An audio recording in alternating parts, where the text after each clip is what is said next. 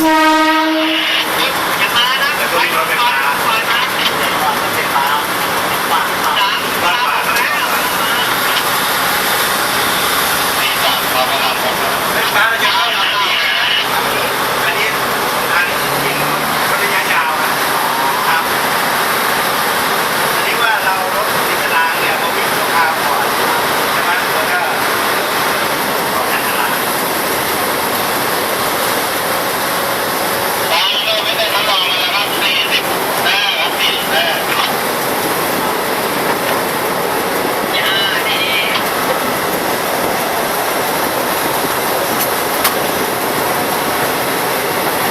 ได้ได้เราเป็นสามสี่ห้าเก้าสิบ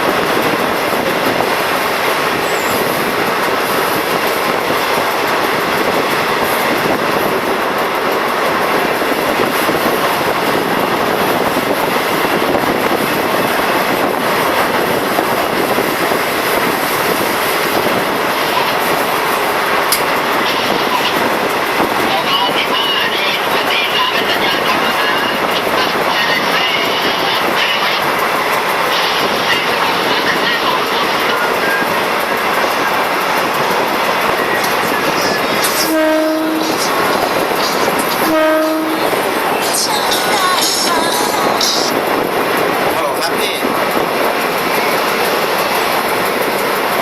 อะไรนะพี่วันนี้อยู่บางซ่อนพี่ตอนนี้อยู่ตลิ่งชันอยู่กำลังกลับบางซ่อน